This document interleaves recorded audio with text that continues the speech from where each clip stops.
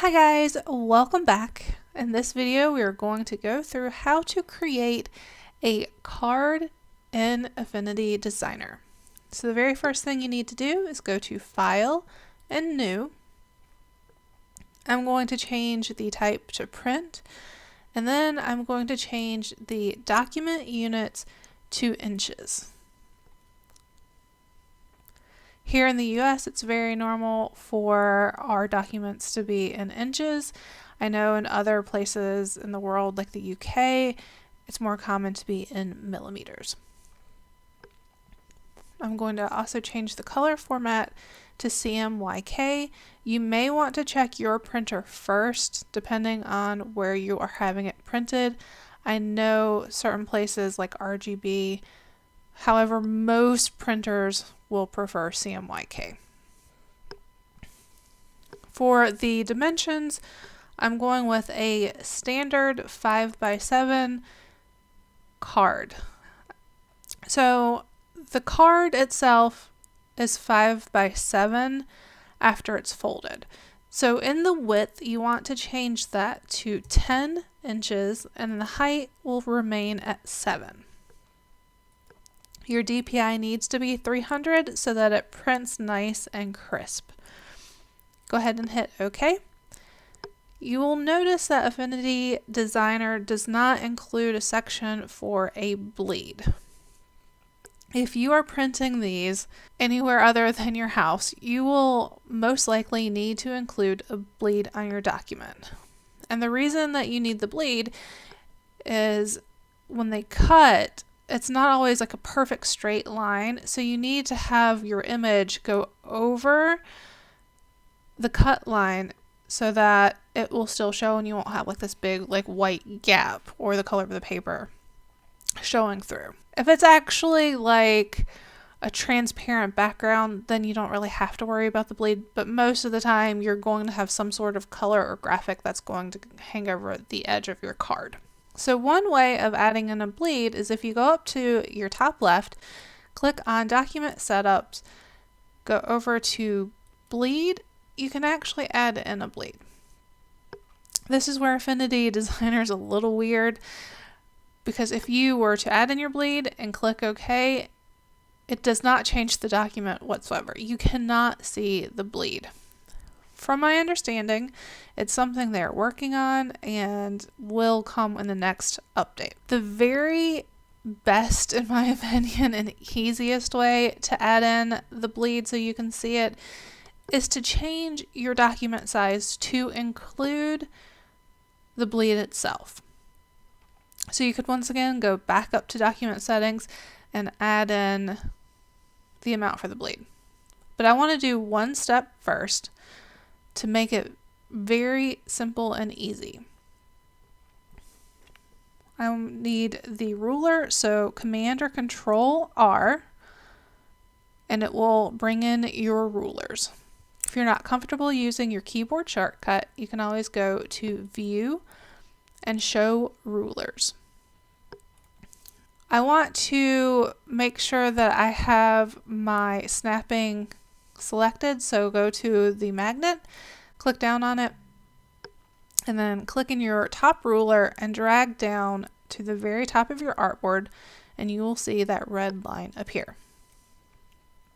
Go ahead and drop that guide in, and then do the same for the bottom of the artboard.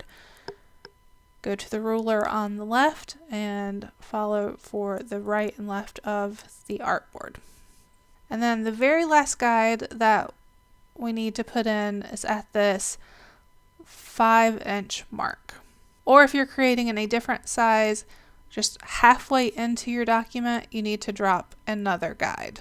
But for me, it is that 5-inch mark. What it does is it gives you that visual of where the fold line for your card is at. So this time, go back to your document setup, go back to dimensions,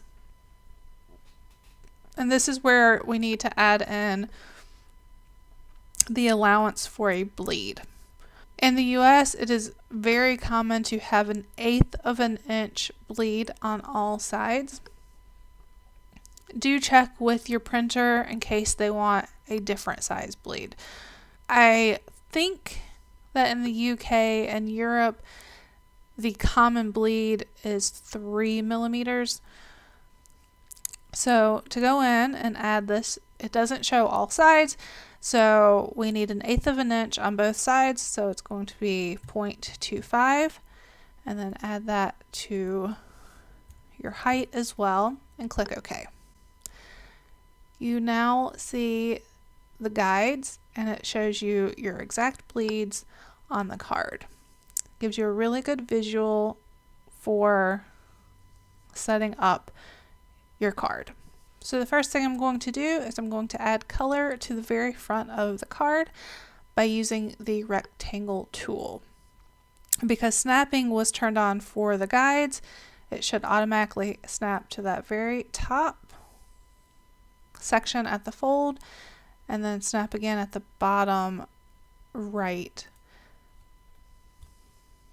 I'm going to leave the color as the default, as I'm not sure yet what color I would like for my background.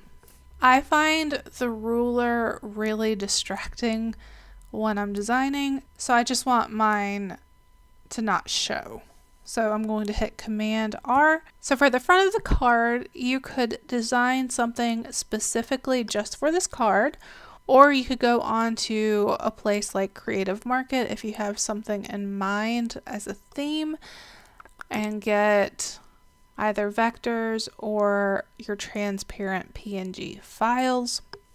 If you want to learn how to create different motifs, I have several classes on Skillshare, as well as I think here on YouTube I have gone over how to create a few very simple motifs.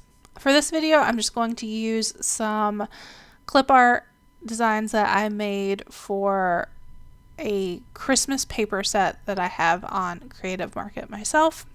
So with them open, I'm just going to click, hit Command C to copy, or go to Edit, Copy, go back to your card, and hit Command V or Edit and Paste.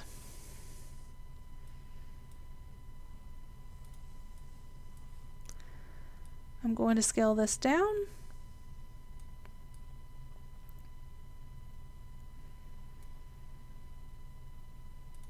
And grab the next clip art. Once again, Command C and then Command V.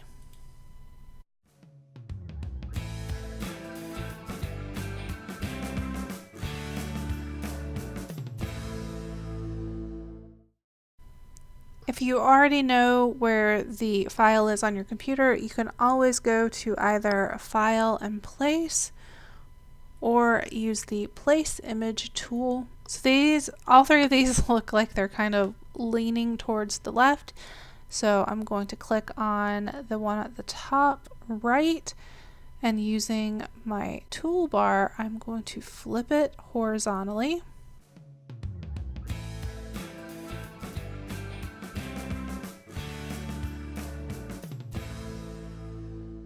The next thing I want to do is add in text. Most of the time I like to center my text. So on that top toolbar, center a line.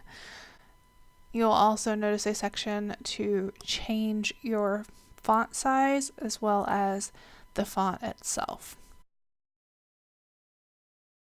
And this is the part that always takes me the longest, because I like to take a look at all of the different fonts and see what matches the design best.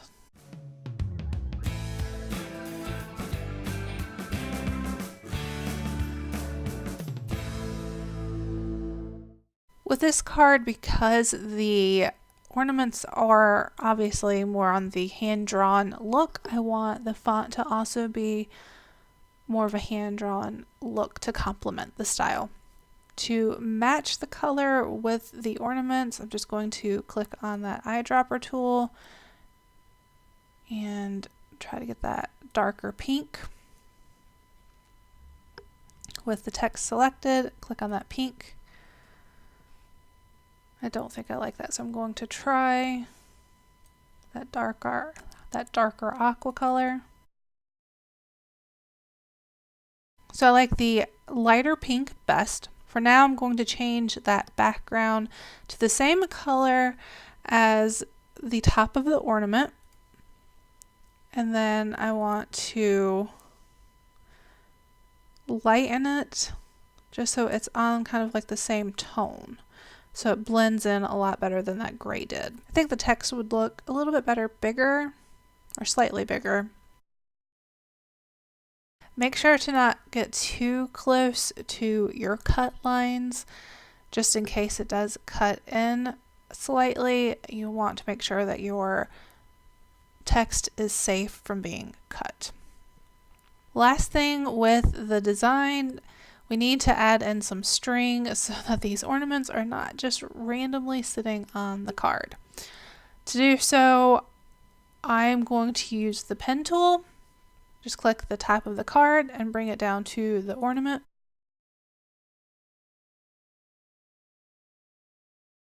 Now I'm going to select all three, go to the top right panel and click stroke. I'm just going to increase the width of the stroke and change that color the same color as the top of the ornament.